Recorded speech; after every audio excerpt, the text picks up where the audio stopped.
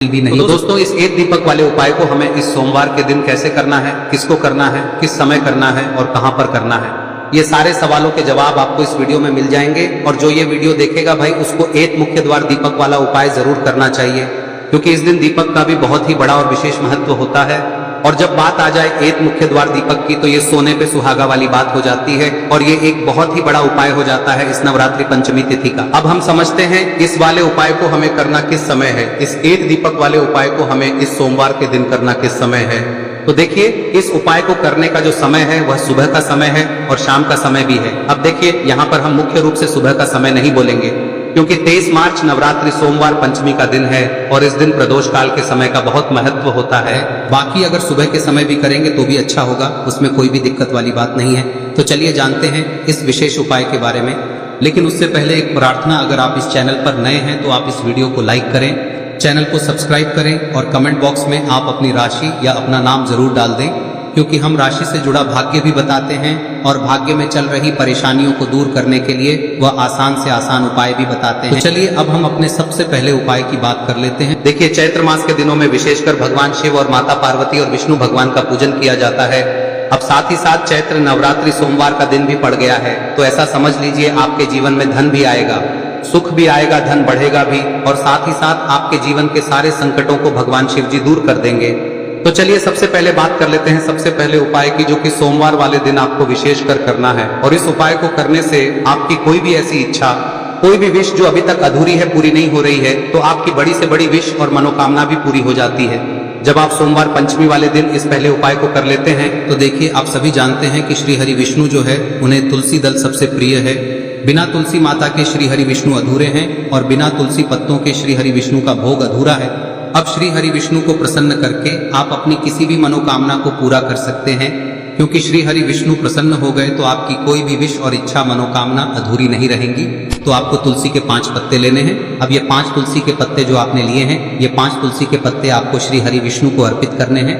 अपने घर के मंदिर में ही ठीक है, ऐसा आपको करना है। आपके घर में श्री हरि विष्णु की कोई मूर्ति है, प्रतिमा है, वहां पर यह 5 तुलसी के पत्ते आप रखें और साथ ही साथ एक देसी घी का दीपक गोल बाती का आपको लगाना है और ओम नमो भगवते वासुदेवाय नमः इस मंत्र का आपको 11 बार जप करना है।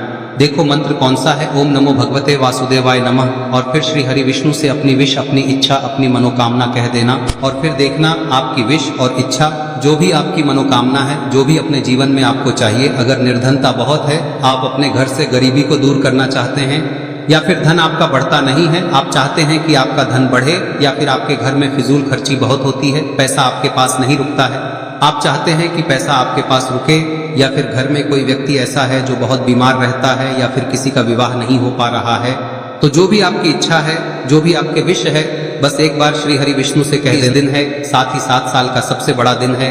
यह दिन इतना उत्तम है कि जो आप श्री हरि विष्णु से मांग लेंगे, जो उनसे कह देंगे, वह आपकी विश, आपकी मनोकामना को बहुत जल्दी पूरा कर देंगे। तो यह पहला उपाय है। चलिए बात करते हैं दूसरे उपाय की।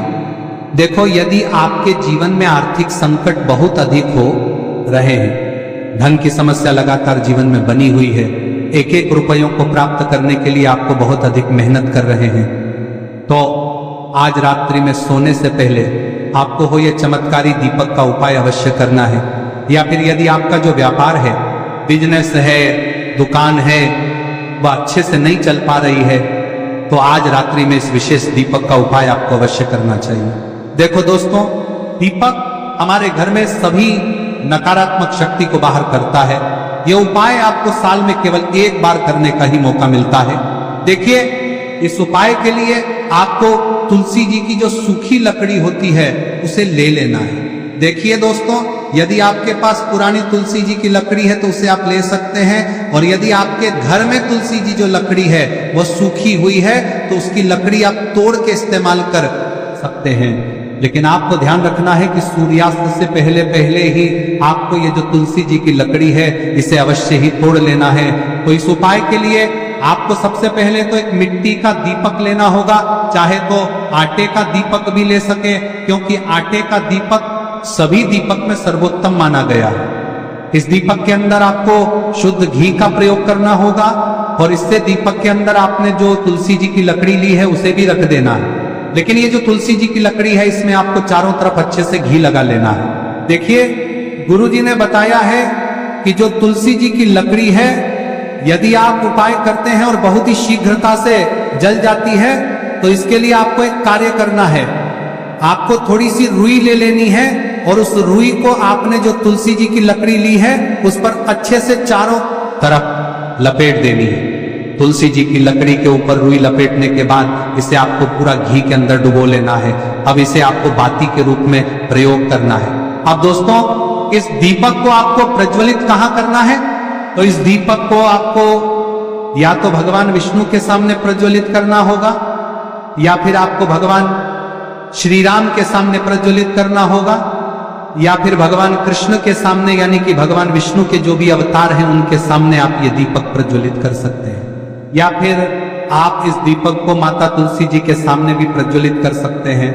पूज्य गुरु जी ने बताया है कि जो भी व्यक्ति इस प्रकार से तुलसी जी की डंडी से या दीपदान कर देता है, उसके जीवन में कभी भी धन की समस्या नहीं होती है। इसीलिए आपको ये पूरे साल में केवल एक बार ही मौका मिलता है। इस उपाय को करके देखना, आपकी सभी इच्छाएं जरूर पूर्ण होंगी। ये जो उपाय है रात्रि में सोने से पहले करना है।